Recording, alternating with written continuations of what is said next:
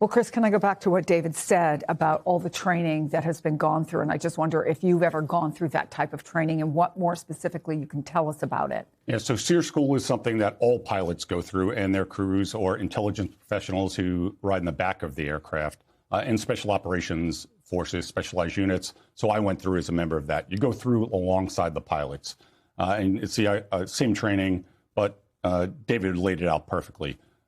How do you survive once you hit ground? It was actually created in Vietnam because all the pilots that were shot down in North Vietnam, they had no training, and there was one particular famous Special Forces officer, Colonel Nick Rowe, that the school's actually named after. He escaped hundreds of miles of jungle to do this. So you learn how to survive off the land. You learn how to hide, conceal yourself.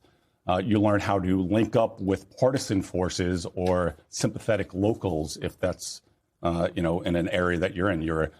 These pilots likely have what's called a blood chit, which has got different languages in it and allows them to point to it because they can't speak the local dialect.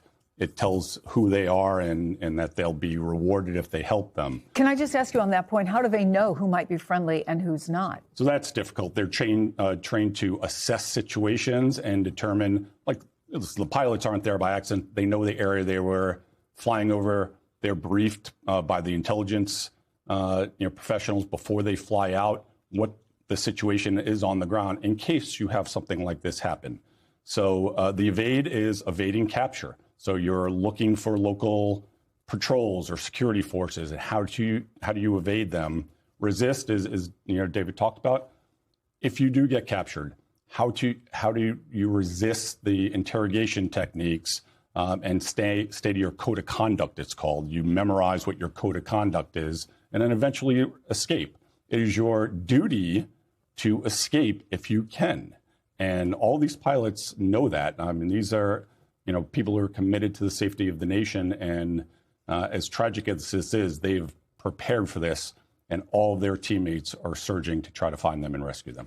So, Josh, what are the protocols for a mission like this? What can you tell us about it? Yeah, I just spoke with two military officials who described some of this process that Chris and David have been laying out. But essentially, they have been well trained in what to do, and so have the other components of the rescue mission that is activated really as soon as they find out that something like this has happened. And so in the air, they are likely to have a flying command center with an on-the-scene commander who's sort of coordinating this. That aircraft will likely have refueling capabilities for some of the search and rescue helicopters we've already seen on social media, some of that refueling apparently taking place. Those aircraft will be able to fly low to actually identify, hopefully, these troops. There will also be close air support that can target any Iranian units that might show up on the scene. And then there are likely to be para-rescuers who could either jump or quickly rope down from some of those helicopters to try to obtain and rescue those soldiers. They likely have the ability to hoist people up from the ground if they need to. And then the troops themselves, these pilots, will be heavily equipped with the kind of technology that can aid in this. Not only the beacons that can signal their locations, but also radios that they can use if they need to. They may hold off on that initially because of the ability for the Iranians to detect that radio transmission, which could potentially make it easier for the Iranians to find and capture them. And then they likely will also have on them some type of small arms, a handgun or something that they could potentially use to defend themselves if they end up in a close combat situation. So, Chris, we don't know if any of what's coming out of the Iranian news outlets is true, but what is coming out is, again, that the aircraft, including a C-130, came under enemy fire. Talk about the dangers for the rescuers. Again, best in the world, heavily trained. They know that they have the background for a mission like this. But what are the real danger points? Well, I think this really highlights why you don't minimize going to war and call it an excursion or the gamification of it.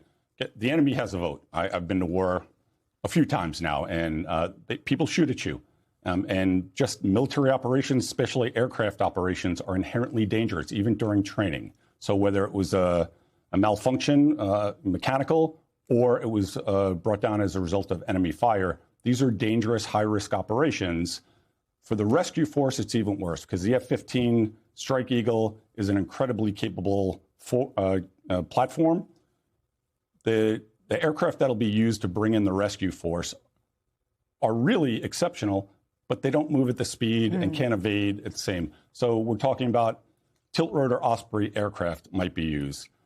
Different types of helicopter platforms that are specially designed to bring pararescue in there, advanced electronics, or a C-130 where they might parachute out of it, but they move much slower. They fly at lower altitudes, and there's limitations to it. Now they'll have all the support in the world to jam signals from local collection and anti-aircraft, but there's still limitations.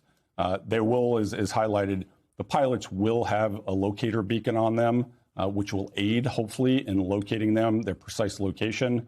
But that comes with a risk, too. The enemy might be trying to locate them as well. It's obvious, Josh, what happens, the dangers if Iran gets to the crew before the military does. But let me ask you to put on your hat of the experience you've had covering politics and the White House. What would this mean for the president, for the defense secretary, and for war planning in general?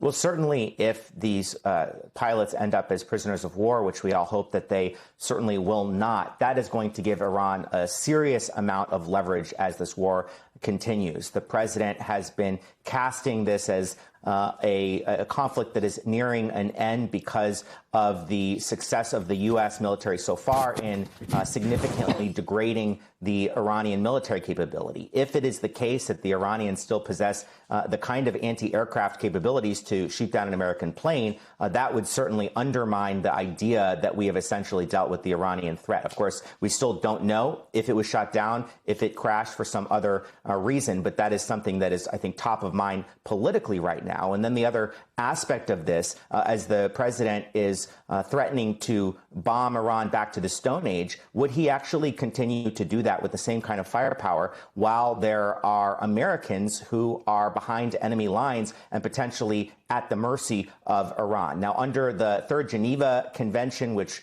covers how prisoners of war must be handled, as soon as they are captured behind enemy lines, they are no longer considered legitimate combatants. They are entitled to certain rights, including their safety, food, water, and that kind of a thing. Will the Iranians abide by that? We don't really know, but certainly we know that this gives them a major bargaining chip to use in any type of further negotiation with the U.S. to end the conflict.